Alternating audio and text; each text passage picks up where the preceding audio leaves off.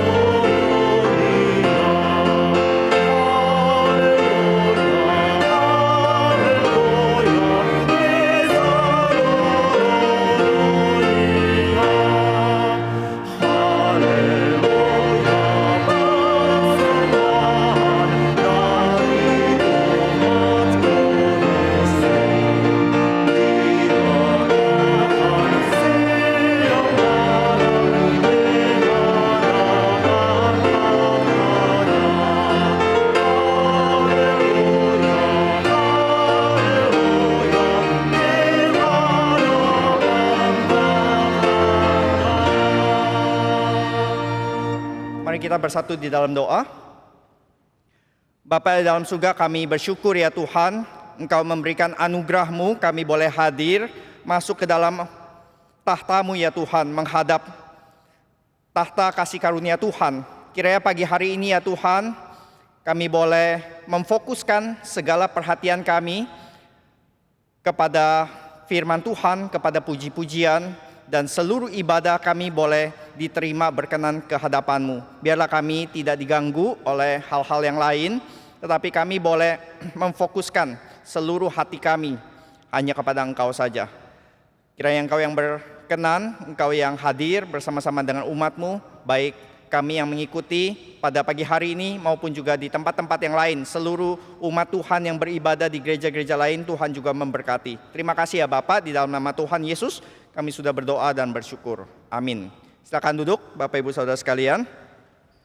Kita akan melanjutkan memuji lagu yang kedua, yaitu berjudul Roh Penghibur Datang.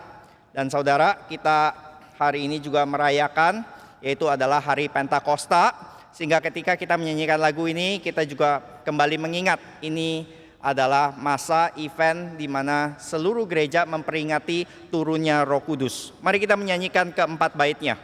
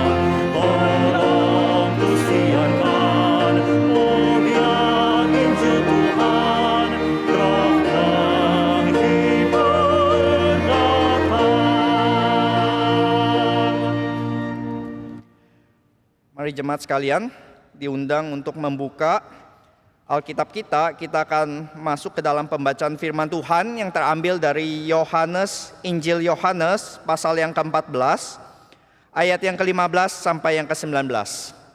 Injil Yohanes pasal yang ke-14 ayat yang ke-15 sampai ke-19 yang berjudul Yesus menjanjikan penghibur. Mari saudara sekalian kita membacakan ini bersama-sama dari ayat yang ke-15 sampai yang ke-19. Jikalau kamu mengasihi aku, kamu akan menuruti segala perintahku.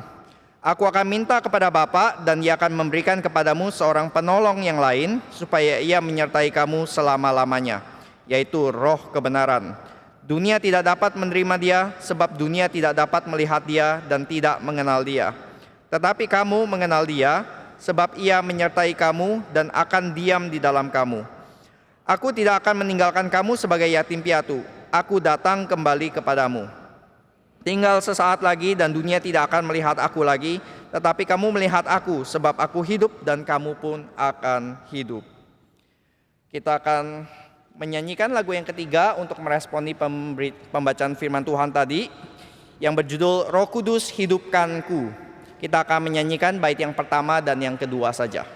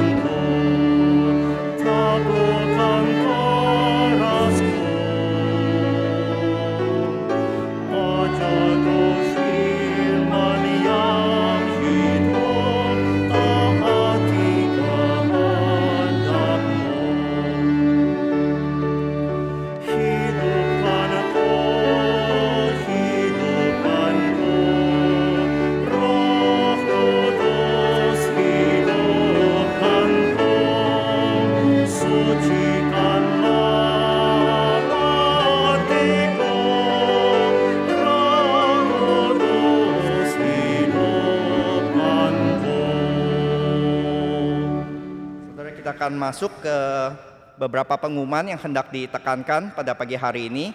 Seperti biasa, setiap minggu kami tidak bosan-bosannya mengingatkan jemaat yang hadir di tempat ini untuk tetap mengikuti protokol kesehatan dengan memakai masker selama ibadah, dan juga bagi saudara yang hadir boleh mendaftarkan pendataan jemaat baik secara link di KU GERI Pusat maupun secara SMS atau WA, ataupun juga saudara yang mau mendapatkan secara kertas form manual bisa mendapatkan dari usher di sekitar Anda. Saudara, kita akan mengadakan dua event besar di bulan Juni mendatang, yaitu yang pertama adalah di Bible Camp Nasional. Bible Camp Nasional ini akan diadakan pada tanggal 21 sampai 24 Juni. Jadi 1 bulan dari sekarang, dan pendaftaran sudah mulai semakin banyak yang mendaftar. Saudara, diharapkan, Pak Tong mengharapkan BCN tahun ini bisa ada 10.000 anak-anak dari Sabang sampai Merauke, dari Amerika sampai Afrika bisa mengikuti. Dan ini satu kesempatan yang baik walaupun di zaman pandemi, agar orang-orang yang anak-anak dari luar negeri atau luar kota yang kesulitan datang ke RMCI bisa mengikuti. Ini diadakan dengan judul Kasihlah Tuhan dan Gerejanya. Saudara yang punya akses kepada orang tua yang mempunyai anak dari umur SD kelas 4 sampai kelas 7, berarti kelas 4 SD sampai SMP 1 ya, bisa mengikuti BCN ini. Saudara bisa menginformasikan kepada keponakan atau kepada orang tua dari anak-anak tersebut. Dan ini diadakan secara gratis. Saudara bisa mengundang lebih banyak lagi orang. Yang kedua adalah NRETC. Kalau tadi untuk anak-anak, yang ini adalah untuk remaja. National Reformed Evangelical Teens Convention dengan judul Gereja sebagai Saksi Tuhan di Dunia. Dan ini ada revisi dari minggu-minggu sebelumnya, ditambah 1 hari, yaitu dari tanggal 28 sampai 1 Juli. Dan ini tetap sama seperti tadi, 4 hari berturut-turut dari jam 8 sampai 11.30. Jadi spend time untuk anak-anak remaja mungkin tidak bisa sepanjang hari. Jadi di panitia diusulkan hanya dari pagi sampai siang sebelum jam makan siang, sehingga mereka berkonsentrasi sekitar 3-4 jam mendengarkan firman Tuhan, dan juga ada acara-acara lainnya. Saudara juga bisa menginformasikan kepada para remaja yang ada di sekitar saudara. Lalu bukan hanya 2 event besar tersebut di bulan Juni dan Juli, tapi setiap hari GRII secara sinodal juga mengadakan acara-acara, yaitu live streaming Reform Injili. Itu pada hari Senin besok akan ada seminar yang berjudul Chasing Wisdom, Learning Wisdom from the Book of Proverbs oleh Pendeta Herwarto Salim jam 7 malam. Dan hari Selasa sampai hari Kamis akan ada eksposisi Injil Yohanes oleh Pendeta Dr. Stephen Tong. Dan hari Jumat kita akan ada PA GRI Pusat yang dibawakan oleh Pendeta Yadi S5 dengan judul All the Lonely People. Saudara yang kesepian bisa mengikuti PA Jumat mendatang. Lalu hari Sabtunya akan ada persekutuan doa pagi. Saudara diundang untuk boleh datang, dan di sini sudah diadakan secara fisik di Aula John Calvi lantai 1 setiap Sabtu pagi jam 6.30 pagi. Dan sorenya akan ada tayangan ulang dari Kapin Nabire. Saudara juga bisa mengikuti. Lalu yang terakhir akan ada permohonan pemberkatan nikah. Ada satu pasang yang akan menikah yang bernama Ronald dan Novita. Ronald Diawan dan Novita pada Sabtu 5 Juni jam 10 di Kapel Agape. Jika ada keberatan atau masukan yang sah, silakan menghubungi Sekretariat GRI Pusat. Oke saudara, kita akan bangkit berdiri sekarang. Kita akan masuk ke dalam beberapa pokok doa. Saya mengajak kita semua untuk masuk ke dalam 3 pokok doa, saudara. Yang pertama adalah kita akan berdoa untuk Bible Camp Nasional dan NRITC. Lalu yang kedua, kita akan berdoa untuk pimpinan Roh Kudus bagi keluarga dan gereja. Lalu yang ketiga, kita akan berdoa untuk bangsa Indonesia. Mari yang pertama, sama-sama saudara kita berdoa pimpinan Tuhan bagi anak-anak dan remaja melalui acara BCN dan NRITC. Mari kita sama-sama berdoa. Bapa dalam surga, kami serahkan ke dalam tangan-Mu ya Tuhan. Kami bersyukur Tuhan masih memberikan satu event, satu kesempatan demi kesempatan anak-anak ya Tuhan sejak masa kecil mereka boleh mendengarkan firman Tuhan. Kami bersyukur juga untuk para remaja ya Tuhan di masa-masa yang mungkin sulit ya Tuhan, masa-masa mencari identitas, masa-masa pemberontakan, masa-masa mereka sangat butuh dibimbing oleh firman Tuhan. Tuhan memberikan 2 event ini, yaitu BCN dan juga NRITC. Tuhan memakai setiap anak-anak boleh digiring masuk ya Tuhan ke dalam kerajaan-Mu melalui 2 event tersebut. Kami berdoa untuk setiap pembicara, kami berdoa untuk panitia yang mempersiapkan, kami berdoa untuk hamba-Mu ya Tuhan. Boleh terus Tuhan berikan kekuatan di dalam menggarap generasi masa mendatang. Tuhan pakailah anak-anak sejak kecil ya Tuhan, remaja sejak masa remaja mereka boleh setia di dalam jalan Tuhan. Jangan biarkan mereka menyimpang ke kiri atau ke kanan. Biarlah langkah mereka tetap berada di dalam jalan-jalan Tuhan. Hati mereka tetap takut akan Tuhan. Terima kasih Bapak, di dalam nama Tuhan Yesus kami berdoa dan bersyukur. Yang kedua, kita seringkali berdoa untuk pimpinan gereja, pimpinan negara. Tapi hari ini kita meminta untuk pimpinan Roh Kudus. Yang wanita boleh berdoa untuk pimpinan Roh Kudus atas keluarga, relasi-relasi boleh dipulihkan. Yang pria berdoa untuk pimpinan Roh Kudus atas gerejanya. Kita berdoa ada revival, ada kebangunan atas gereja Tuhan. Mari kita berdoa. Bapa dalam surga, kami bersyukur ya Tuhan ketika Engkau mengirimkan Roh Kudus turun ke dalam dunia ini untuk membimbing umat-Mu ya Tuhan. Kami berdoa agar gereja boleh kembali sekali lagi digugahkan, gereja boleh sekali lagi dibangunkan ya Tuhan, untuk kembali membawa seluruh zaman, membawa seluruh generasi takut kepada Tuhan, kembali menyuarakan kebenaran, kembali relevan untuk dunia ini, kembali boleh mendapatkan sinar terang aliran air hidup daripada Tuhan sendiri. Terima kasih ya Bapak, Tuhan bangkitkan pimpinan-pimpinan gereja, majelis, diaken, dan bahkan juga seluruh jemaat Tuhan. Terima kasih Bapak, dalam nama Tuhan Yesus kami berdoa. Yang ketiga, kita berdoa untuk bangsa dan negara kita. Kita sadar begitu banyak tantangan, baik masih untuk pandemi COVID yang masih harus dihadapi maupun juga ekonomi dan yang lain-lainnya. Mari kita sama-sama berdoa untuk bangsa dan negara Indonesia. Bapa dalam surga, kami bersyukur kami boleh diberikan anugerah hidup di dalam tanah yang subur ini ya Tuhan. Di dalam bangsa dan negara Indonesia yang penuh dengan segala kompleksitasnya, kami bersyukur kami boleh menjadi bagian di dalamnya.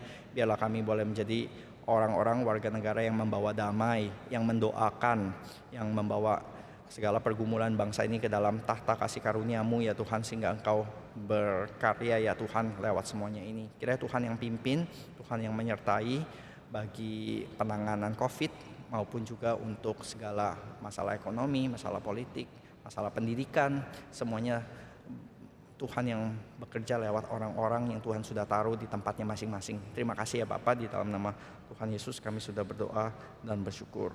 Amin. Mari kita menutup seluruh rangkaian doa kita pada pagi hari ini dengan kita bersama-sama menaikkan doa Bapa kami. Bapa kami yang di surga, dikuduskanlah nama-Mu, datanglah kerajaan-Mu, jadilah kehendak-Mu di bumi seperti di surga. Berikanlah kami pada hari ini makanan kami yang secukupnya, dan janganlah membawa kami ke dalam pencobaan, tapi lepaskanlah kami daripada yang jahat. Dan ampunilah kami akan kesalahan kami, seperti kami juga mengampuni orang yang bersalah kepada kami. Kemuliaan dan hormat. Amin. Silakan duduk.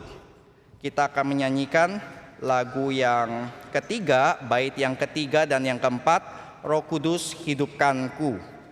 Kita akan menyanyikan bait yang ketiga dan yang keempat saja. Lalu setelah itu akan ada persembahan pujian live yang diberikan oleh Josh untuk mempersiapkan hati kita menerima firman Tuhan.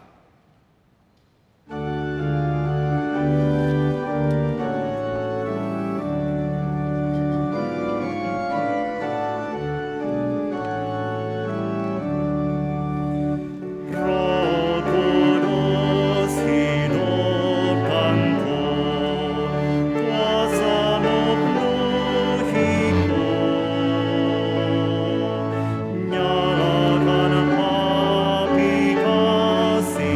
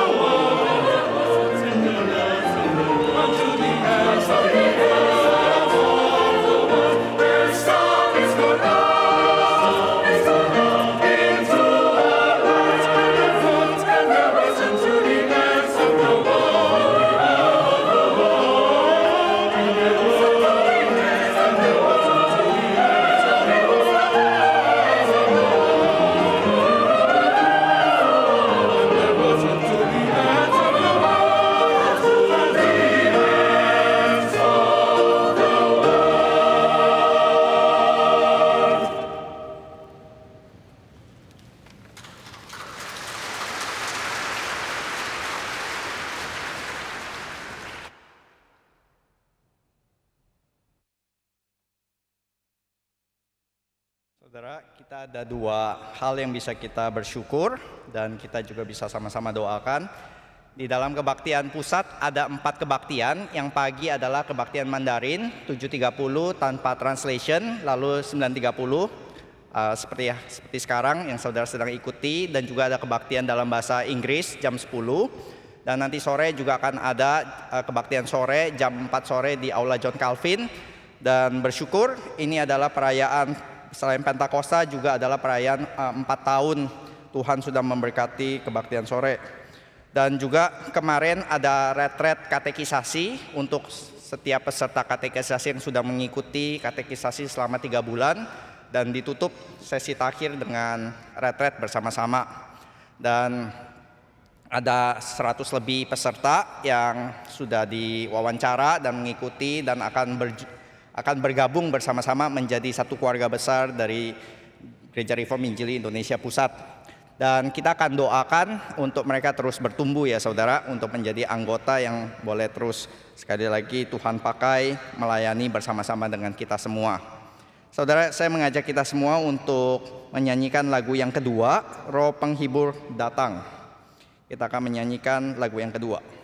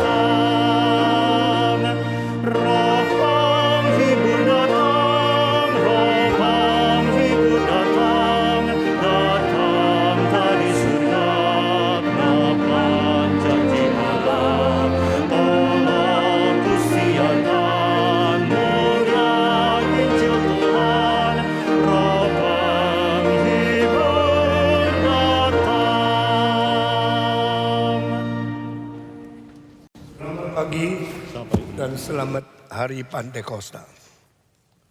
Mari kita berdoa. Tuhan, pimpinlah kebaktian ini, berilah kesadaran di dalam pendengaran sehingga kami boleh menerima firman Tuhan yang akan mempertumbuhkan, memperkaya dan memberikan kebenaran iman di dalam kerohanian kami. Berkatilah seluruh dunia supaya anak-anak-Mu menyadari dan mengalami berkat Roh Kudus sebagaimana Tuhan sudah janjikan. Dalam nama Yesus Kristus, penebus dan juru selamat kami yang hidup, kami sudah berdoa. Amin. Di dalam 100 tahun abad 20 yang terakhir, kita lihat dunia seolah-olah banyak mengerti Roh Kudus, tetapi sudah dirusak oleh salah pengertian yang sangat mengacaukan iman orang Kristen di seluruh dunia. Seorang bernama Peter Wagner dari Fuller Theological Seminary mengumumkan pada tahun 1989 di dalam Kongres kedua seluruh dunia mengenai penginjilan, mengumumkan abad 20 adalah abad Roh Kudus. Waktu itu saya juga berada di situ dan saya menjadi pemimpin di dalam sesi pleno, salah satu yang paling besar di dalam seluruh kongres itu. Saya melihat kekacauan sudah mulai menjalar di seluruh dunia dan lulusan ketiga akan menjadi lebih menyeleweng lagi. Akhirnya pemimpin lulusan ketiga sekaligus lagi memilih saya menjadi pengkhotbah pleno, tetapi sampai di beberapa tempat di Indonesia akhirnya yang sudah undang saya pemimpin yang kurang berani karena ada orang yang tidak setuju. akhirnya tidak jadi mengundang saya. Buat saya diundang dan diundang soal kecil. Karena setiap kali kongres internasional kalau ada, saya bukan menerima uang, saya bawa ribuan dolar untuk membantu mereka. Jadi kalau mereka tidak undang saya tidak rugi. Tetapi kekacauan betul-betul terjadi. Dan kongres ketiga Lausanne yang tadinya saya adalah salah seorang komiti di dalam pusat seluruh dunia. Saya melihat mereka bikin satu Lausanne Indonesia. Apakah betul Roh Kudus yang asli bikin orang tidak kudus? Tidak mungkin. Roh Kudus adalah yang kudus. Roh Kudus membuat gereja dikuduskan. Begitu gampang. Tapi orang Kristen bodohnya bicara Roh Kudus, hidup berzina. Lalu berdiri di mimbar menipu orang Kristen. Orang Kristen adalah orang paling berzina, paling berbijaksana. Karena Tuhan adalah Tuhan bijaksana. Kita adalah anak-anak bijaksana. Tetapi kalau salah mengerti, yang paling bijaksana menjadi paling bodoh.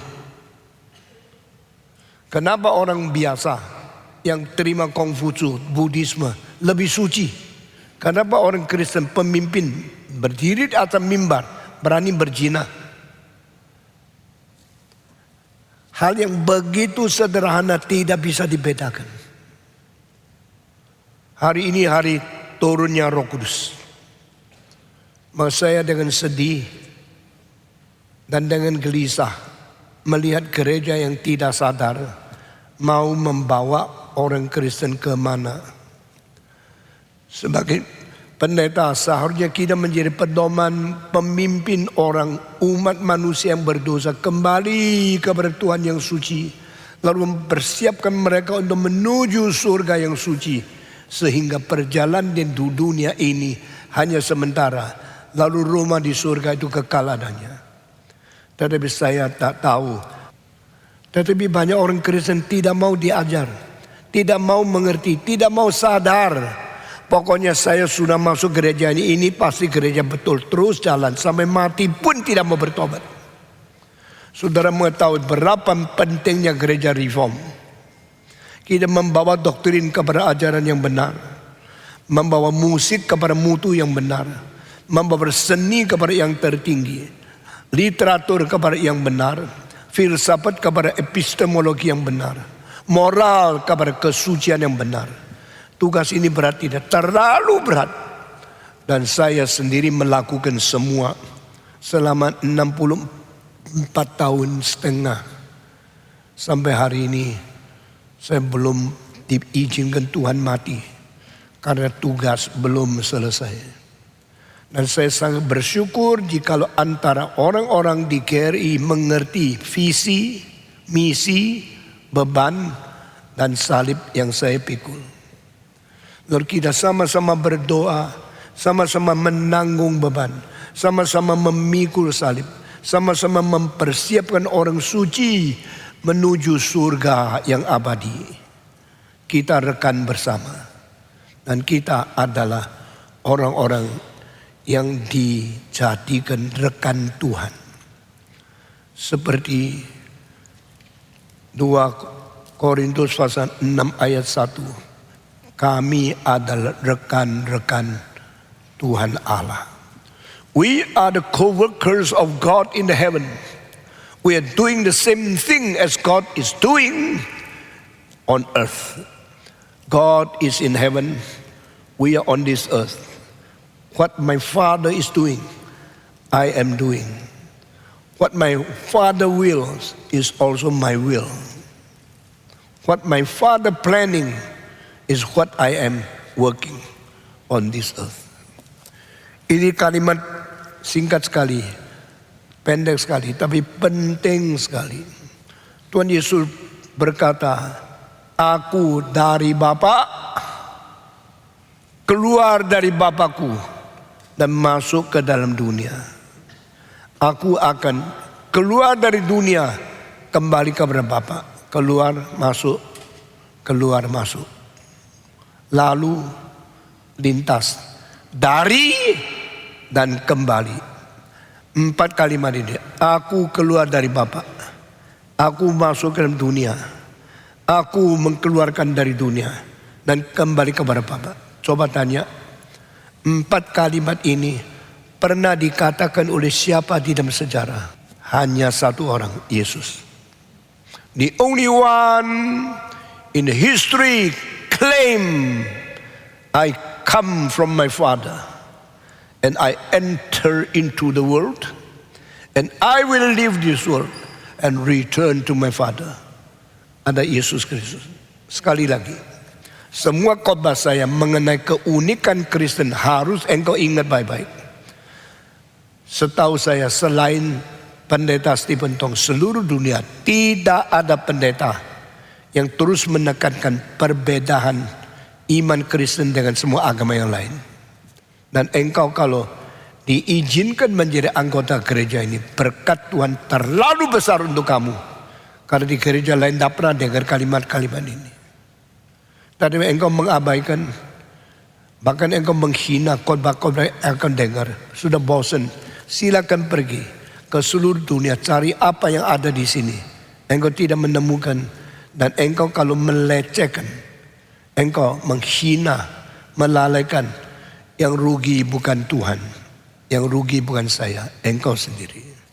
Tapi Yesus Kristus sejak sebelum lahir sudah diberitakan oleh Nabi. Ada perjanjian lama. Tapi Alkitab dari permulaan Allah menciptakan dunia ini terus muncul, timbul Nabi, dikirim terus bicara Yesus akan datang. Pada waktu Yesus lahir, wujudlah yang dinubuat. Lalu Yesus mengklaim, I come from Father and I enter into this world. I will leave this world and return to my Father. Yesus adalah satu-satunya orang di antara semua pemimpin agama yang bertanggung jawab klaim dari mana. Dan sudah selesai di dunia. Kemana? Klaim asalnya dan klaim tujuannya. Tidak ada yang ada klaim dari mana dan kemana. Tidak ada. Satu-satu yang klaim Yesus Kristus. Jikalau engkau tidak sadar dan tidak pegang teguh apa bedanya agama Kristen dan iman yang bukan Kristen, maka engkau sia-sia hidup di dunia. Ada semacam orang hidupnya tidak jelas, tetapi pernah ikut Yesus. Yesus pernah pilih dia sebagai rasul.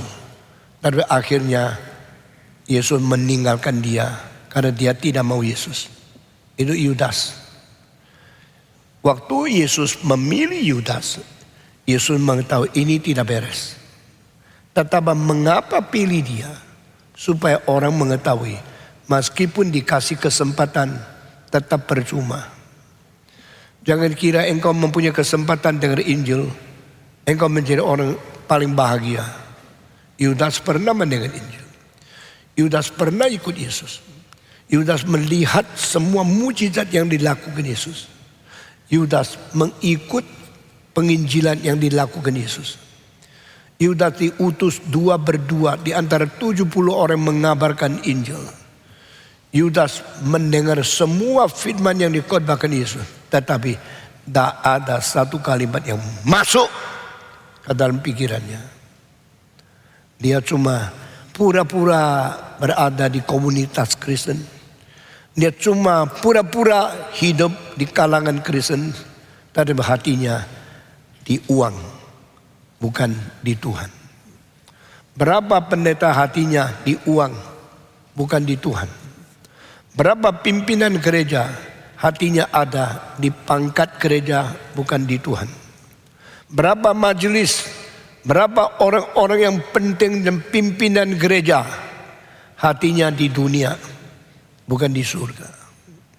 Yudas dengar khotbah Yesus, hampir tidak pernah dengar khotbah, sendiri dengar kalimat untuk dia sendiri. Personally, nothing talk to him alone. Bicara kepada Yudas sendiri hanya 2 kalimat yang tercatat. Terakhir, hari terakhir Yesus bicara 2 kalimat. Perhatikan khotbah sekarang, jangan lihat kertas yang lain. Jangan hilang 1 kalimat. Kalimat 2 yang terakhir Yesus bilang sama Yudas, yang kau ingin kerjakan, sekarang lakukan. Give permission. Mengizinkan dia kerjakan apa yang sudah direncanakan. Orang selalu tanya, kenapa Tuhan Yesus pilih Yudas untuk menjual dia? Itu kalimat sudah salah. Yesus tidak pernah memilih seorang untuk menjual dia. Yesus tidak pernah memilih seorang untuk binasa. Yang mau jual Yesus bukan Tuhan. Yang mau jual Yesus adalah Yudas sendiri. Maka Yesus berkata, go and do what you want to do. Engkau mau jual aku kan? Sekarang lakukan. Bukan rencana Tuhan, rencana Yudas. Jangan mencela Tuhan. Jangan mempersalahkan kedaulatan Tuhan. Karena semua dari Tuhan, maka Tuhan yang merencanakan Yudas menjual Yesus. Tidak. Yesus mengatakan, kau kerjakanlah yang kau akan lakukan. Yaitu, engkau rencana menjual aku. Dan engkau sudah masuk di sini. Engkau cari uang dengan mencuri. Engkau berbuat dosa, kelihatan rohani. Engkau menjadi pemimpin gereja, tapi hatimu diuangkan. Sekarang kau mau terakhir pakai apa? Cari uang, jual saya. Ini seorang ekonomi, seorang ahli ekonomi, doktor ekonomi, seorang ahli ekonomi yang melampaui semua doktor ekonomi di dunia. Tidak ada ekonom yang mendapatkan cara mendapat uang dengan menjual gurunya. Yudas pertama. Jadi kenapa ikut Yesus? Ingin uang. Kenapa jadi rasul? Suri uang persembahan. Inilah Yudas. Dan terakhir dia pikir inovasi, kreatif. Cara mendapat uang terakhir. Yesus dijual. Saya bisa kaya. Sukses? Tidak. Uang itu harus dibuang. Dan akhirnya dikumpul beli tanah untuk kuburkan dia. Yang gantung diri, jatuh, perut pecah, usus ngalir keluar. Ditanam di satu tanah pakai uang daripada korupsi itu. Kami berkali-kali berkata, gereja ini tidak akan korupsi 1 rupiah. Tidak akan membuang dengan sangat tidak bertanggung jawab uang persembahan 1 rupiah. Maka engkau lihat di dalam waktu yang pendek gereja besar ini jadi. Gedung-gedung di cabang jadi. Itu semua mujizat.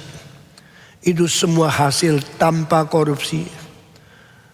Tanpa pemborosan. Sehingga semua keringat daripada orang Kristen yang kerja setengah mati memberikan persembahan diindahkan, dipakai baik-baik. Saudara saya jamin dan saya menuntun perjalanan gereja-gereja Reform Injili akan menjadi gereja-gereja yang paling indah di dunia. Bukan karena mewahnya pakai uang banyak, pinternya hemat, dan baik-baik desain. Sehingga setiap semen, setiap pasir, setiap tiang, setiap tanah yang dibangun di dalam gereja bukan memboroskan uang, tapi memakai uang dengan seirit-iritnya dan sesetia-setianya. Dengan uang yang sama engkau bangun rumah berpuluh-puluh miliar. Jadinya apa saya tidak tahu. Tapi gereja yang didirikan GRI karena desainer, saya desain sendiri, tidak main-main. Saya mempelajari, saya memikirkan, saya membandingkan secara mendetail sampai akhirnya pakai uang paling sedikit bangun yang paling indah. Yudas, saya tahu lu mau apa. Saya tahu you mau kerja apa. Yang kau ingin kerjakan, sekarang kerja. Dia langsung keluar. Dia dapat izin menjual Yesus. Dia pergi jual Yesus. Kalimat terakhir Yesus bicara sama Yudas. Yudas, dengan mencium aku, engkau menjual anak manusiakah? Kalimat terakhir. No more. Pada waktu Yesus mengambil keputusan tidak lagi bicara sama kamu. Cilakalah engkau. Engkau hidup tanpa firman. Hidup tanpa perkataan dari Yesus. Hidupmu akan menjadi kosong. Menjadi nihil. Menuju ke neraka. Saudara-saudara. Orang seperti Yudas. Yesus berkata satu kalimat. Orang itu lebih baik tidak pernah dilahirkan di dalam dunia. This man is better never been born on this earth. Saudara sudah dilahirkan? Sudah. Sudah dilahirkan untuk apa? Untuk berzina? No. Untuk berbuat dosa? No. Untuk memuliakan Tuhan. Saya tanya, engkau sudah memuliakan Tuhan? Atau engkau tunggu dilempar ke neraka? Jangan ikut pendeta-pendeta yang berdosa. Lihatlah hari depan mereka. Lihatlah hari terakhir mereka. Seperti apa yang Tuhan katakan. Perlihatlah setiap orang sampai akibat langkah terakhir. Orang Tionghoa mengatakan kai kuan lun ting atau kai kuan ting lun. Maksudnya jangan puji, jangan celah. Tunggu sampai detik terakhir peti sudah tutup baru kritik orang itu baik atau tidak. Banyak orang paling jahat detik terakhir bertobat. Banyak orang kelihatan besar, detik terakhir hancur. Seorang pendeta yang pernah kita undang khotbah di sini, tapi hari itu saya sangat tidak puas. Karena saya suruh dia khotbah. Jangan kira asal dia pendeta, you sembah sujud. Jangan kira dia pemimpinan gereja, engkau menghormati. Kalau sesudah tutup peti, baru mulai menilai ini beres atau tidak. Jangan memuji Stephen Tong. Sampai waktu saya tutup peti, baru engkau mengatakan ini hamba Tuhan setia atau tidak. Karena manusia bisa berubah. Yesus berkata, aku sesudah mati, bangkit, aku akan kembali kepada Bapa. Karena aku dari sana. I come from Father and enter to this world. I will leave this world and return to my Father. Satu-satunya pemimpin agama yang bertanggung jawab mengklaim dari mana dan akhirnya dia akan kemana, hanya Yesus Kristus. Semua tidak mempertanggungjawabkan dari mana dan kemana, kecuali Yesus Kristus. Dan Yesus Kristus berkata, aku akan kembali kepada Bapakku. Kalau tidak kembali, Roh Kudus tidak turun. Jikalau aku kembali, akan dikirim roh yang lain. Istilah yang lain perhatikan. Berarti Allah Bapa bukan Allah Anak. Allah Anak bukan Allah Roh Kudus. 3 pribadi yang independen berbeda satu dengan lain. Allah Bapa kirim Yesus. Yang dikirim bukan yang mengirim. Yesus kembali kepada Bapa. Allah Bapa dan Allah Anak mengirim Roh Kudus. Yang dikirim bukan yang kirim. Jadi Roh Kudus bukan Bapa, Roh Kudus bukan Anak, Roh Kudus adalah oknum yang lain. Dia akan kirim pribadi yang lain, yaitu Roh Kudus kepadamu. Dia akan menjadi Parakletos. Hari ini Roh Kudus turun. Saya tidak khotbah tentang 7 gereja di Wahyu, saya khotbah tentang hari Pantekosta. Roh Kudus turun kepada kamu sebagai Parakletos. Apa itu Parakletos? Penghibur yang mendampingi engkau, penasehat yang mengelilingi engkau, pemberi peringatan, pemberi nasihat, pemberi kekuatan, pemberi penghibur yang mengelilingi, yang berada di samping engkau. Itu menjadi penolong yang lain. The other comforter, the other helper, the other escort, the other master who will be with you. Adakah agama lain bicara tentang hal ini? Tidak ada. Hanya di dalam kitab suci. Allah akan kirim seorang penasihat, seorang penghibur, pemberi kekuatan kepada setiap orang Kristen yang berada di depan, di belakang, di kanan, di kiri, di atas, di bawah. Apa yang artinya di atas?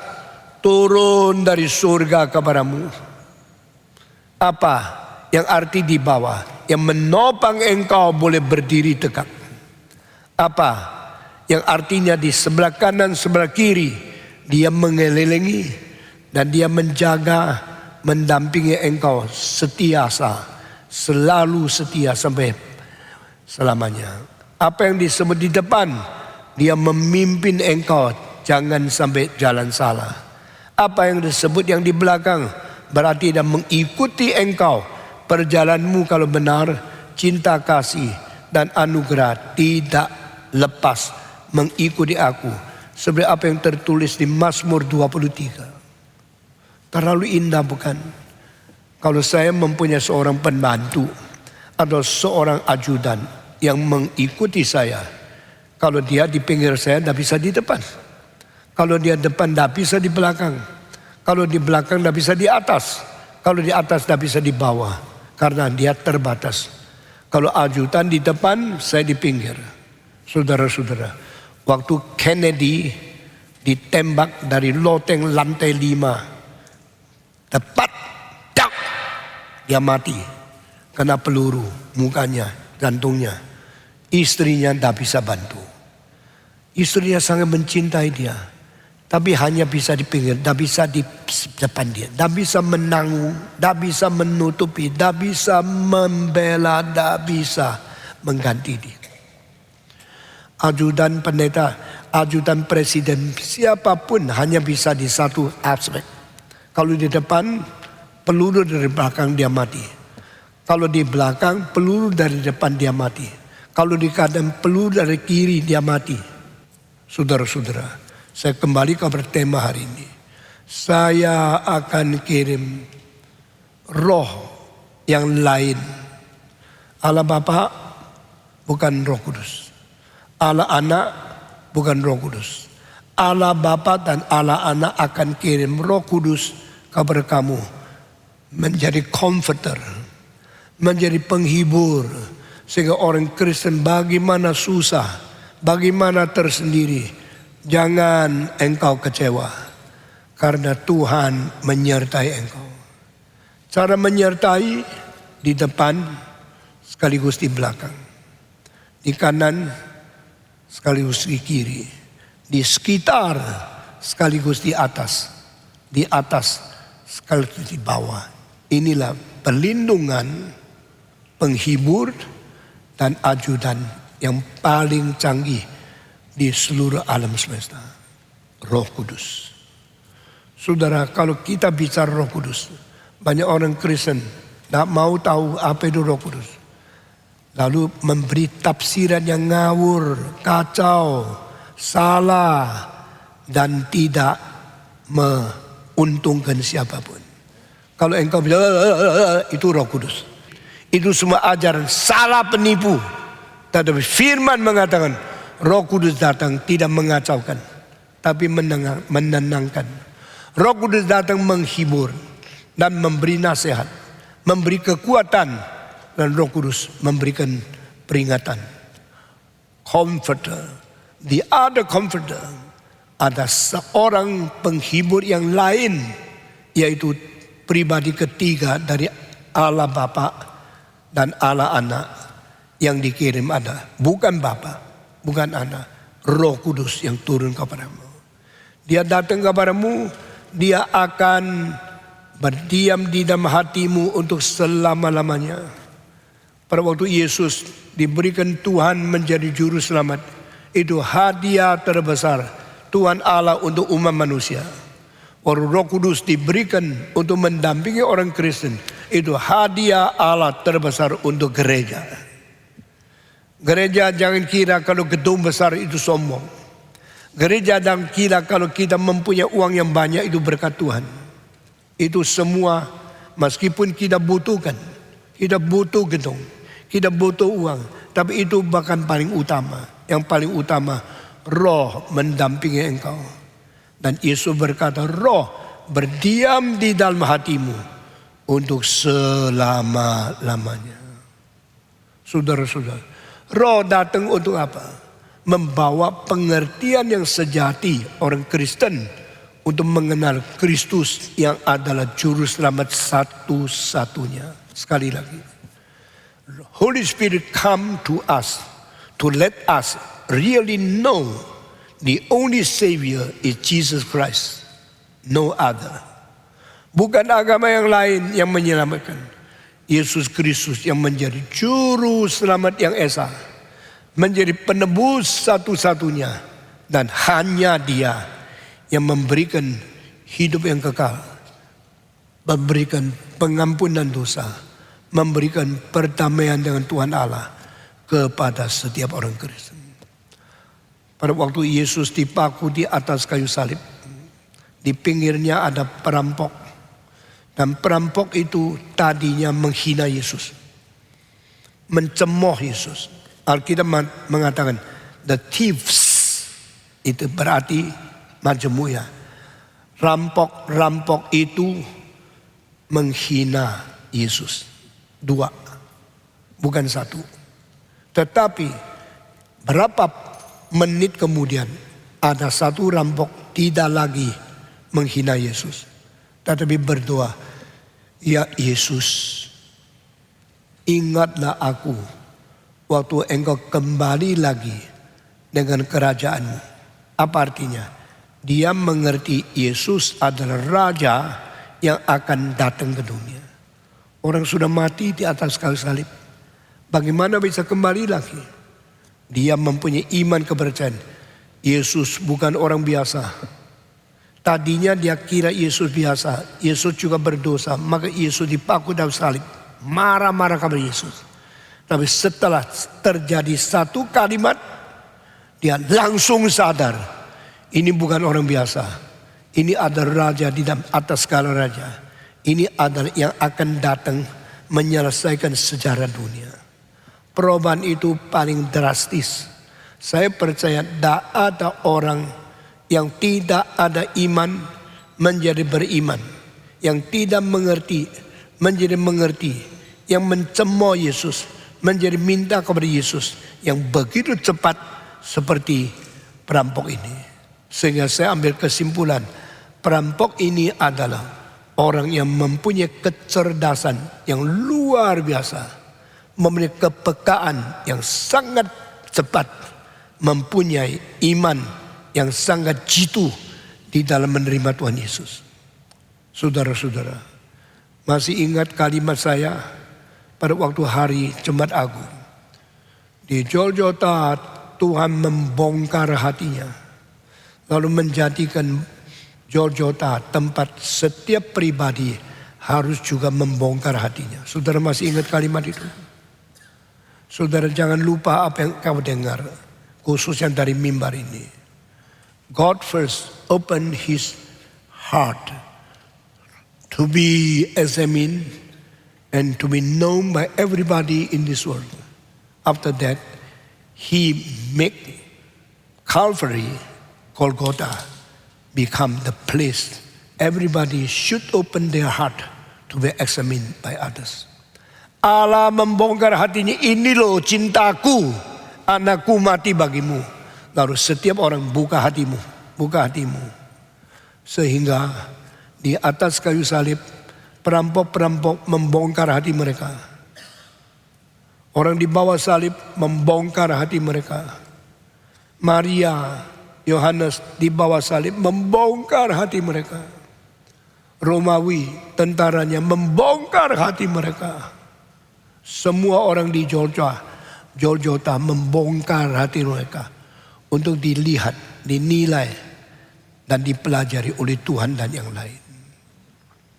Baru kita tahu perampok ini orang yang pintar sekali, IQ tinggi sekali.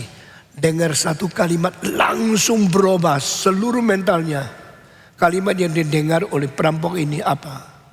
Bapa, ampuni mereka. Karena apa yang mereka perbuat, mereka tidak mengetahui. Hanya satu kalimat ini merubah perampok ini menjadi orang yang beriman kepada Tuhan. Saudara-saudara, ada orang dengar khotbah di sini 30 tahun belum ada iman. Ada orang sudah baptiskan 10 tahun belum ada iman. Perampok ini hanya dengar satu kalimat langsung berubah. Tadinya menghina Yesus, sekarang beriman kepada Yesus. Tadinya memaki-maki Yesus dengan kalimat, kalau engkau anak Allah, selamatkan diri dan selamatkan saya. Sekarang mengatakan, Yesus, ingatlah saya waktu engkau mendapatkan kerajaan dan kembali ke dunia ini. He is the king. He is the coming king. He will return to this world and he will sit on his throne. Oh Jesus, when you get your kingdom and return to this world, at that day, please remember me. Remember me. Tuhan Yesus mengatakan, remember you? No. Save you. That day? No. Today. Nah, ini dua kalimat terakhir bukan dari saya. Ini dari seorang ahli pentafsir Alkitab di London yang sejaman dengan Charles Spurgeon. Orang ini mengatakan, bukan hari itu, tetapi hari ini. Bukan mengingat, menyelamatkan. Dengan sesungguh-sungguhnya aku berkata kepadamu, hari ini aku dan engkau dan aku akan menikmati hidangan bersama-sama di dalam Firdaus. Kalimat Yesus Kristus. Maka sekarang dengar kalimat baik-baik. Siapakah orang Kristen pertama yang menerima pencurahan darah, dibersihkan lalu masuk ke dalam surga di dalam seluruh sejarah perjanjian baru? Begitu Yesus disalib mengalirkan darah, orang pertama yang bersihkan bukan Yakub, bukan Petrus, bukan semua Rasul Yesus. Yang pertama disucikan dosanya adalah perampok ini. Meskipun Petrus sudah mengikut Yesus 3,5 tahun sebelumnya, tapi Petrus menerima basuhan Yesus Kristus tidak lebih cepat dari perampok itu. Hari itu dia dibersihkan semua dosanya. Lalu dia diselamatkan. Lalu dia dibawa Yesus ke dalam Firdaus. Langsung sama-sama pesta. Hidangan bersama dengan Yesus di Firdaus. Ini kalimat Tuhan Yesus.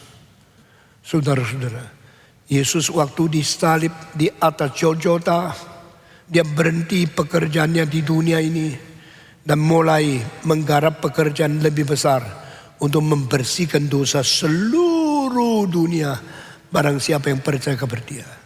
Di antara semua yang percaya dia, orang pertama perampok. Karena perampok ini sadar dia adalah Tuhan. Dia adalah juru selamat.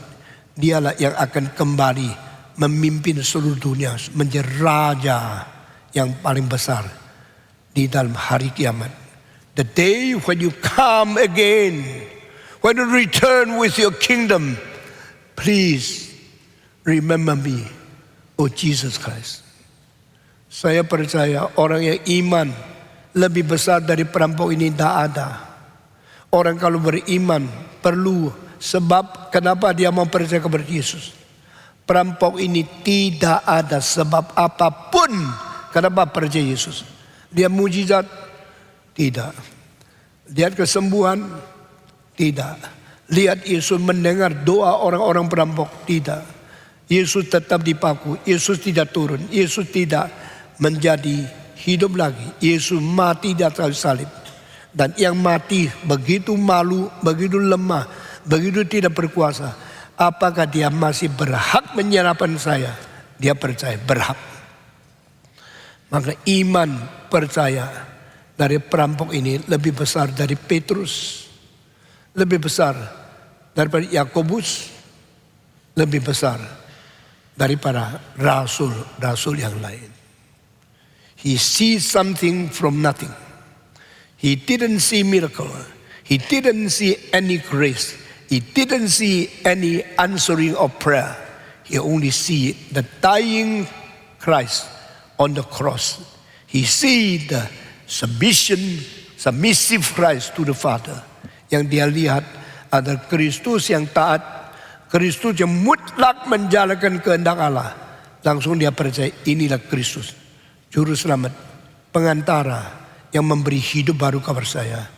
Tuhan, waktu engkau dapat kerajaanmu, kembali ke dunia ini, hari itu tolong ingat saya. Maka pentafsir daripada London abad 19 mengatakan, Yesus diminta ingat. Yesus menjawab, bukan ingat tapi sekarang selamatkan kamu. Yesus dinanti hari itu. Yesus menjawab, bukan hari itu, malam ini, hari ini, engkau dan saya berada di dalam hidangan Allah Bapa di surga. Tuhan yang menyelamatkan manusia mengirim Roh Kudus untuk mendampingi setiap orang Kristen, untuk menghibur, untuk menguatkan, untuk memberi peringatan, untuk mengajar kita dan menjadi pendukung, menjadi pemimpin, menjadi pelindung, menjadi ajudan semua orang Kristen. Itu artinya Parakletos, penghibur yang mendampingi engkau. Kita bersyukur kepada Tuhan. Kita kemana saja di dunia, begitu bahaya, begitu tersendiri, begitu sengsara. Apalagi orang Kristen waktu dianiaya, musuh kejam sekali kepada kita. Tapi jangan takut, karena ada penghibur yang mengelilingi kita, namanya Roh Kudus. Saudara, saya percaya Tuhan menyertai engkau? Jawab. Saudara percaya Tuhan menyertai engkau? Kenapa Tuhan menyertai engkau? Dari mana tahu dia menyertai engkau? Karena Roh Kudus. Hari ini hari Pentekosta, Roh turun. Bukan untuk menghakimi kita, melindungi kita. Asal engkau berjalan di dalam kehendak Tuhan. Engkau berjalan mengikuti perintah dan kehendak Tuhan. Maka dia otomatis melindungi engkau. Di depanmu, di belakangmu, di sampingmu, di pinggirmu, di atasmu, di bawahmu. Kenapa dari atas? Karena dia turun dari surga. Masih ingat waktu engkau dibaptiskan, kalimat saya mengatakan apa?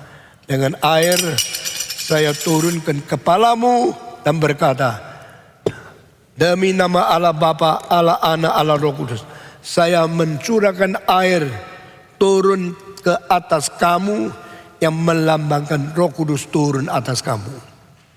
Ke dalam KRII, di dalam tubuh Kristus yang kudus dan am. Masih ingat? Waktu engkau dibaptiskan, kalimat itu dengar. Demi nama Allah Bapa, Allah Anak, yaitu Yesus Kristus, dan Allah Roh Kudus, Tritunggal, Allah yang Maha Esa.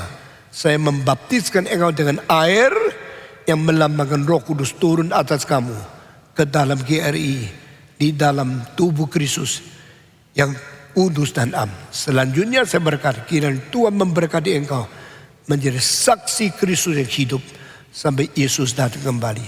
Amin. baru kita pindah kepada orang lain. Inilah baptisan yang sesuai dengan apa yang dikatakan oleh Alkitab. Baptiskan mereka dalam nama Allah Bapa, Anak dan Roh Kudus. Baptiskan mereka dalam nama Yesus. Saya gabungkan dengan Allah Bapa, Allah Anak, yaitu Yesus Kristus, dan Allah Roh Kudus. Saudara-saudara, baptisan suci membersihkan kita, lambang Roh Kudus turun dari atas. Kedua, kenapa di bawah? Karena Tuhan yang menopang kita jangan jatuh. Sebagaimana Yesus di dalam dicobai oleh iblis. Iblis menipu, memalsukan ayat Alkitab. Loncatlah daripada bait Allah. Karena ada malaikat akan menopang kakimu tidak terbentur dengan batu. Kalimat bukan begini. Kalimat aslinya, di dalam seluruh perjalananmu ada malaikat yang menopang kakimu. Bukan waktu engkau loncat. Setan suka membuat penipuan supaya kita salah mengerti dan salah tafsir kitab suci. Akhirnya jatuh di dalam jerat dia. Tapi bukan kalimat itu. Kalimat aslinya bukan loncat akan ditopang. Engkau berjalan baik-baik taat firman Tuhan. Roh Kudus seperti malaikat yang menopang engkau.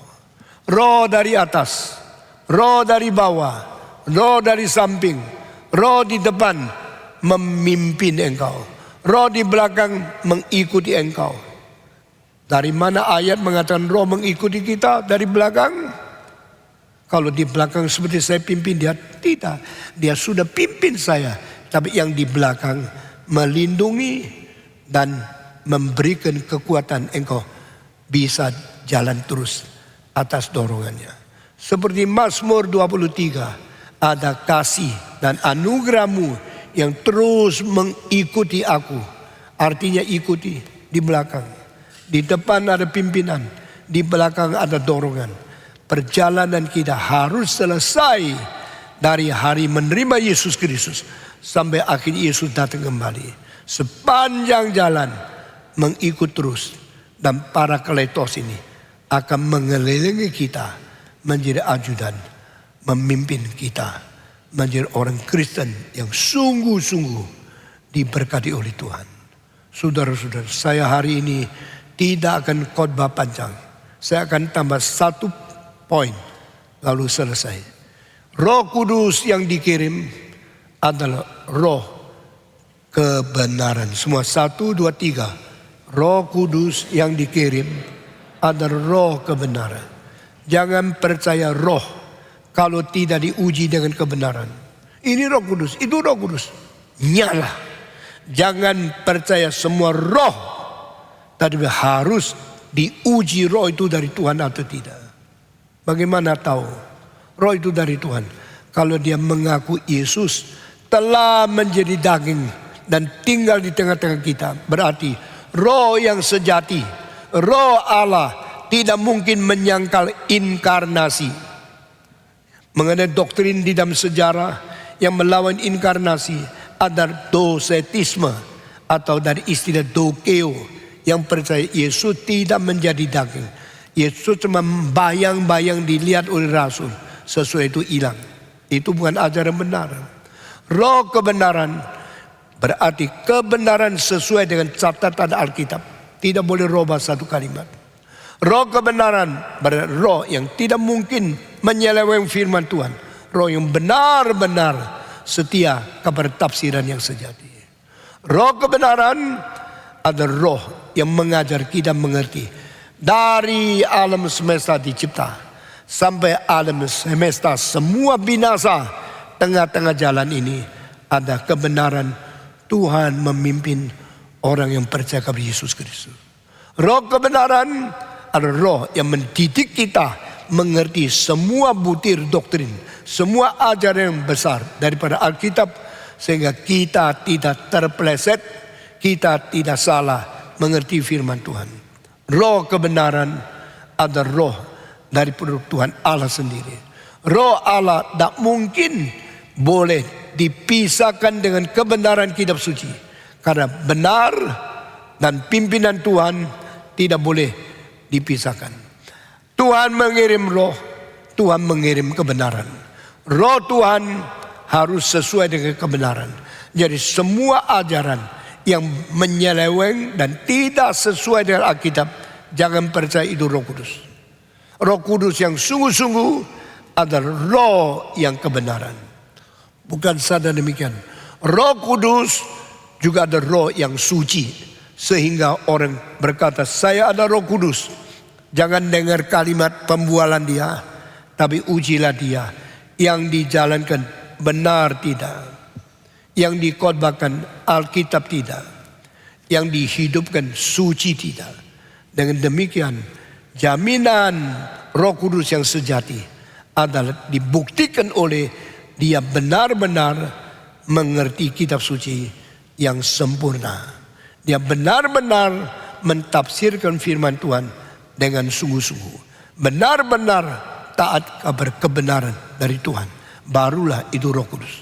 Kedua, kalau dia betul-betul menerima Roh Kudus menjadi parakletos di dalam hidupnya, harus dia hidup suci, hidup kudus, hidup tidak berdosa, hidup tidak melawan Tuhan, hidup bersih seperti orang memakai baju putih mengikut jalan di belakang Yesus sampai hari kiamat. Saudara-saudara, kiranya Tuhan memberkati kita, jadikan kita orang Kristen yang tidak mau ditipu, tidak mau diselewengkan, tidak mau dibelokkan ke kanan ke kiri, tapi terus taat pimpinan Tuhan dengan kesadaran firman, kebenaran, kesucian, kekudusan. Inilah tugas kita untuk membuktikan kita dipenuhi Roh Kudus, kita dipimpin Roh Kudus sebagai para kletos yang memberkati kita sampai selama-lamanya. Hari ini saya khotbah sampai di sini, khotbahnya agak pendek. Dan mari kita masuk di dalam doa. Mari kita semua masuk di dalam doa. Dan saya minta Pendeta Ivan ada di sini, naik ke atas, pimpin kita berdoa untuk hari Pantekosta yang penting ini. Mari kita semua berdoa. Bapa dalam surga, kami bersyukur karena kami telah dikuatkan oleh firman-Mu. Di tengah-tengah kehidupan kami memperoleh berkat yang begitu besar melampaui segalanya, yaitu Engkau telah mengirimkan Roh Kudus kepada kami, yang memimpin kami, yang mendorong kami, mengelilingi kami. Biar kami ya Tuhan boleh terus taat kepada pimpinan Roh-Mu untuk boleh menggenapkan rencana-Mu. Kami berdoa supaya di hari Pentakosta ini sekali lagi Tuhan membangunkan setiap kami. Dalam nama Tuhan Yesus kami berdoa. Amin. Amin. Saudara-saudara, tidak lama lagi saya akan berangkat ke Semarang. Jadi di dalam perjalanan 5 jam sampai Semarang, kami akan pergi ke satu tempat tanah yang baru dibeli untuk menjadi tempat gereja Reform Injil Indonesia yang akan dibangun. Itu tempat bukan di dataran, tapi di atas bukit yang namanya tempat yang ada gombel, yaitu tempat di atas kota. Dan itu tempat ada 5.000 meter, kami tidak ada uang cukup, hanya berani beli 1.500 untuk bangun satu gereja. 1.500 cuma 1/10 Kemayoran. Jadi gerejanya itu didesain dengan baik, bisa mengisi 1.400 orang, dengan hall yang kecil 500 orang, dengan 7 sekolah minggu kelasnya, dan 1 toko buku, dan 1 ruangan kantor, dan 1 perpustakaan, dan juga atasnya akan berbentuk bundar untuk menjadi tempat museum, perpustakaan, dan yang lain-lain. Minggu depan akan saya tayangkan di sini. Kalau mereka semua setuju, desain itu akan dipakai di sana. Dan harap di dalam 3 tahun, kalau Tuhan mengizinkan, selain izin dapat, bangunan bisa selesai. Tetapi perongkosannya Selain tanah 20 miliar, bangunan kira-kira 60 miliar. Doalah di dalam tahun-tahun yang akan datang. Ini masa periode gereja-gereja cabang membangun gedungnya masing-masing. Kira-kira 32 tahun yang lalu kita mulai dengan satu gereja. Tidak ada tanah, tidak ada bangunan. Pakai Granada 10 tahun. Pakai lagi kampus Mas 9 tahun. Baru bangun di sini. Sesudah itu Karawaci. Lalu Kebonjeruk. Lalu Kelapa Gading. Lalu tempat-tempat yang lain. Disusul lagi. Sekarang yang mau dibangun Cikarang. Yang tunggu izin lagi. Itu Gading Serpong. Masih ada tempat-tempat lain yang kecil yang sudah dibangun Bogor. Lalu yang mau dibangun yang besar adalah setelah Samarinda, Batam, mulai minggu depan Bandung akan memancang itu fondasi. Sesudah itu Semarang akan diwujudkan gereja yang besar. Solo sudah selesai, Jogja belum. Lalu kota lain di Makassar dan di Kupang dan di Surabaya satu persatu. Ini perlu uang yang banyak. Saudara kalau dapat rezeki jangan utamakan lain, utamakan pekerjaan Tuhan. Dari pusat kita menerima persembahan untuk cabang-cabang dan dikumpulkan kita kirim. Bandung kita kirim 5 miliar. Semarang mungkin perlu dikirim 5 miliar. Surabaya perlu dikirim berapa miliar. Lalu Medan. Lalu Batam sudah selesai. Gedungnya bisa 1.260 orang. Bandung akan dibangun 1.300 orang. Samarinda sudah selesai 1.200 orang. Satu persatu. Kiranya Tuhan memberkati kita. Bangun gereja dengan tidak boros 1 rupiah. Tidak korupsi 1 rupiah. Semua bahan semen, bata, pasir, besi, semua makin lama makin naik harga. Tapi kita mengejar setengah mati. Minta Tuhan kasih kecukupan. Saudara, uang Semarang sekarang hanya ada 11 miliar. Untuk beli tanah saja masih kurang 9 miliar. Untuk bangun lagi masih kurang 60 miliar. Dan saya harap malam ini kita 40 orang dari pusat pergi lihat tanah itu, berdoa di sana. Sesudah itu masuk ke hotel, kita bikin kebaktian. Lalu saya berkhotbah selesai. Semua tulis janji iman berapa.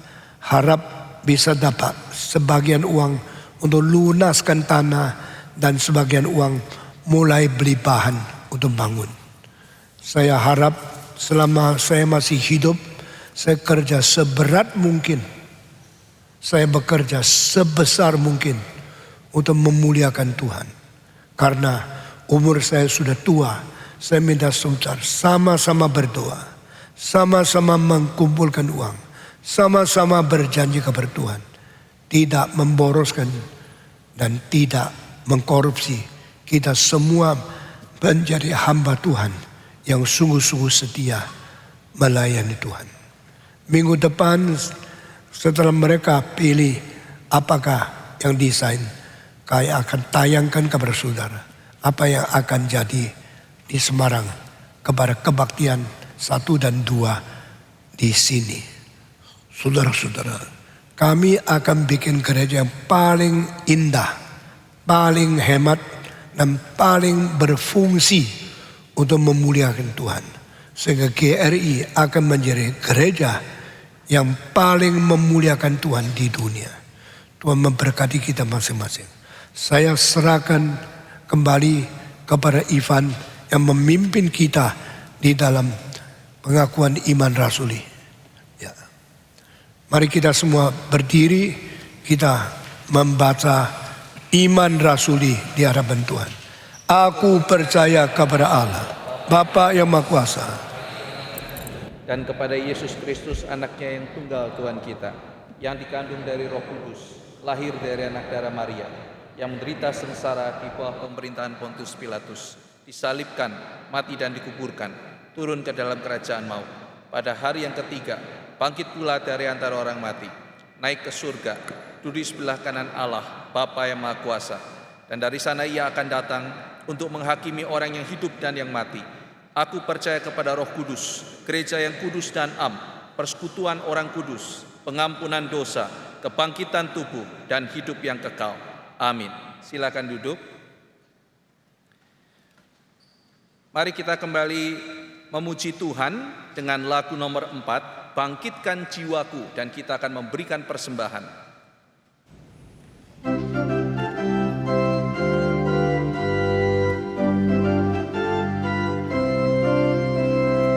Ku datang padamu, Tuhanku, ku bersandar pada firman-Mu, dengarlah doaku yang hina dan bangkitkan jiwaku yang lesu. Oh Tuhan, bangkitkan jiwaku, oh Tuhan, bangkitkan jiwaku. Datanglah Roh Kudus, kuasai hidupku. Bangkitkan jiwaku yang lesu, berilah Roh-Mu dalam hatiku, bangkitkan cahaya dosaku, biarlah pekerjaan-Mu jadilah, bangkitkan jiwaku yang lesu. Oh Tuhan, bangkitkan jiwaku, oh Tuhan, bangkitkan jiwaku. Datanglah Roh Kudus, kuasai hidupku, dan bangkitkan jiwaku yang lesu. Bangkitkanlah aku, ya Tuhan, dan bersukacita dalam-Mu. Beriku kekuatan dan kemenangan, bangkitkan jiwaku yang lesu. Oh Tuhan, bangkitkan jiwaku, oh Tuhan, bangkitkan jiwaku. Datanglah Roh Kudus, kuasai hidupku, dan bangkitkan jiwaku yang lesu. Ajarlah ku pergi mencari jiwa yang tersesat dan hilang, pimpin mereka pada Tuhan, bangkitkan jiwaku yang lesu. Oh Tuhan, bangkitkan jiwaku, oh Tuhan, bangkitkan jiwaku. Datanglah Roh Kudus, kuasai hidupku, dan bangkitkan jiwaku yang lesu. Mari kita bersama-sama bangkit berdiri, kita akan membawa persembahan ini dalam doa. Bapa kami dalam surga, kami mengucap syukur Tuhan, kembali pada hari ini kami diingatkan bahwa kami tidak tinggal sendirian karena Roh Kudus datang menjadi penolong pemimpin dalam hidup kami. Biarlah kiranya Roh Kudus memimpin kami masuk dalam rencana-Mu, sehingga rencana-Mu digenapi dalam hidup kami dan nama-Mu dipermuliakan melalui hidup kami. Terima kasih juga untuk kesempatan yang Tuhan berikan kepada kami boleh membawa persembahan kami ke hadapan Tuhan. Kiranya Tuhan boleh memakai, sucikan, kuduskan untuk pekerjaan Tuhan di tempat ini. Dalam nama Tuhan Yesus kami berdoa dan mengucap syukur. Amin. Amin. Mari kita bersama-sama menaikkan doksologi dan menerima berkat.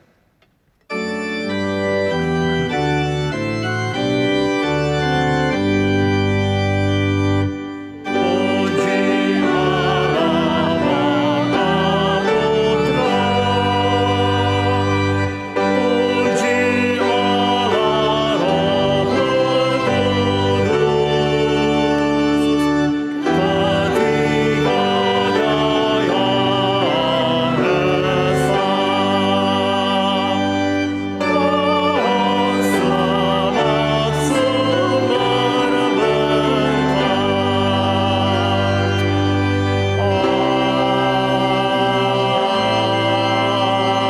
Amin. Jemaat yang dikasihi oleh Tuhan, arahkanlah hati dan hidupmu kepadanya, dan biarlah engkau pulang dengan membawa berkat dari Tuhan. Kiranya kasih dari Allah Bapa damai sejahtera dari Anak, dan persekutuan dalam Roh Kudus akan mengiring saudara senantiasa dari sekarang sampai kesudahan zaman. Amin.